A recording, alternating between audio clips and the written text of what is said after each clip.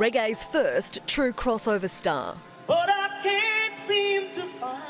Jimmy A Cliff. giant of reggae music has passed away. Jimmy Cliff was 81 years old.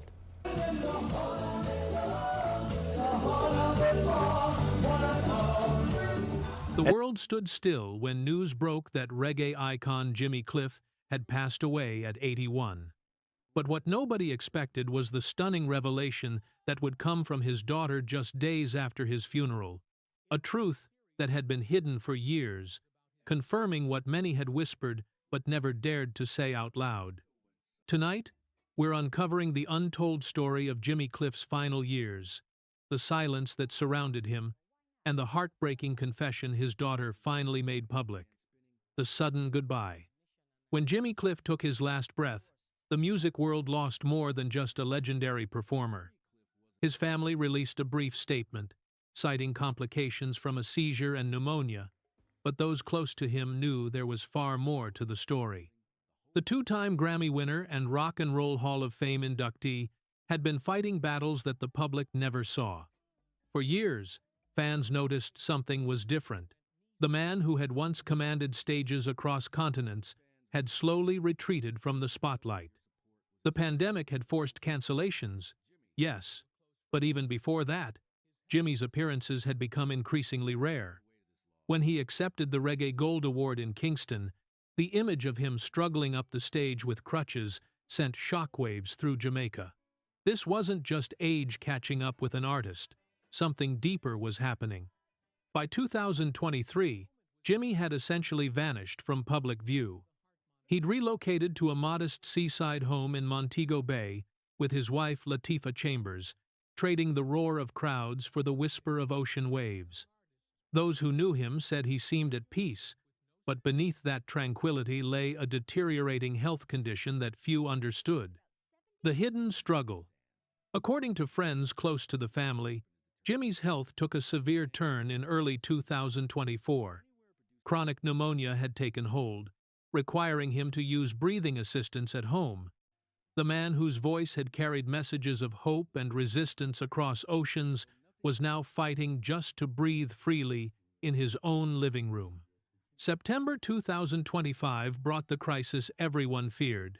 Jimmy was rushed to the University Hospital of the West Indies in Kingston, his condition critical. Even in those final days, witnesses say he remained conscious and made one repeated request: to hear his masterpiece, "Many Rivers to Cross," one more time. That song, which had defined his career and touched millions, became the soundtrack to his final chapter. The morning of November 24th arrived with a sudden convulsion. Surrounded by his loved ones, Jimmy Cliff slipped away quietly, peacefully, as his wife later described, as gently as the wind. His body was returned to Montego Bay, where locals lined the streets with wildflowers, playing his music from small speakers as the funeral convoy passed. The funeral itself honored Jimmy's explicit wishes. No grand speeches, no elaborate ceremonies, just music, the universal language he'd spent his life perfecting. Thousands gathered in Kingston, where young artists performed his classics on a memorial stage, their voices carrying the spirit of the man who'd given reggae to the world. The daughter's revelation. Then came the moment that changed everything. Lilty Cliff, Jimmy's eldest daughter, and the only family member willing to face the media, stepped forward with a truth that left Jamaica speechless. In her first public statement, she wrote that her father had chosen to fight in silence, not wanting anyone's pity, only wishing to be remembered through music. But it was her appearance on national television on November 26th that truly opened the floodgates. Sitting calmly despite reddened eyes, Lilty confirmed what many had suspected. Jimmy had been suffering from pneumonia, complicated by serious heart disease, for 2 full years, and he'd kept it completely secret. He didn't want to make others sad, Lilty explained, her voice steady but heavy with emotion. She revealed that even while gravely ill, her father continued writing music daily. A notebook never left his bedside, filled with fleeting ideas and melodies that still demanded to be born. One line Lilty shared cut straight to the heart. He told me, "If a man can no longer sing, let the song sing for him." Those words would later become the opening of his unfinished memoir, a haunting testament to an artist who understood that music transcends the mortality of its creator. The disillusionment nobody talked about. Perhaps the most explosive part of Lilty's revelation concerned the rumors that had circulated for decades. Had Jimmy Cliff really become disillusioned with the music industry? Had he turned his back on the very art form he'd helped globalize? Lilty didn't deny it. She couldn't. "My father felt reggae had been commercialized and separated from its original spirit," she admitted. But she was quick to clarify he never abandoned reggae itself. His withdrawal was an act of preservation, a way to protect the purity of his artistic vision from an industry increasingly driven by profit over purpose. Jimmy had once told his family that fame makes artists forget why they first began to sing. He believed music must belong to the people, not the market.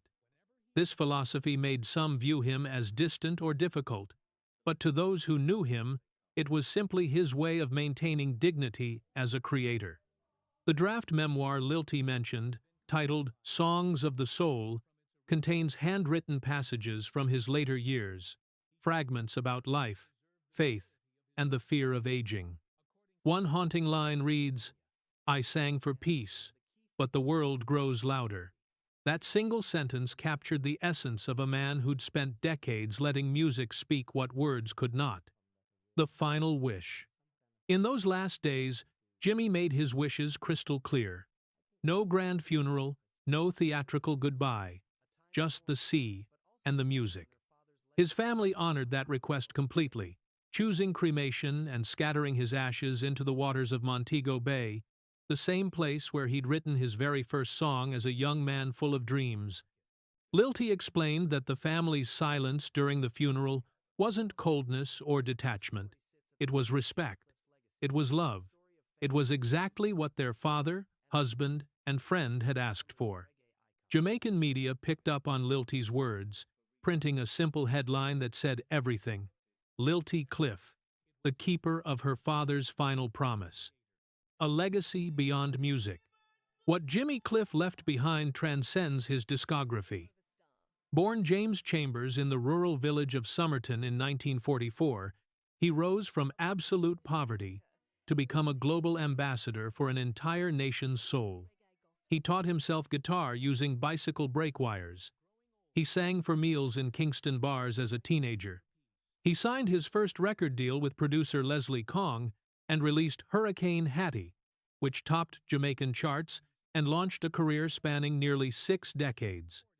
The 1972 film, The Harder They Come, catapulted both Jimmy and reggae onto the world stage. Playing a poor Jamaican man fighting social injustice, Jimmy didn't just act. He embodied the spirit of resistance and hope that defined his generation. The soundtrack sold millions, making him the face of reggae worldwide. Throughout the 70 seconds, he toured continually, refusing major label deals to maintain his artistic independence.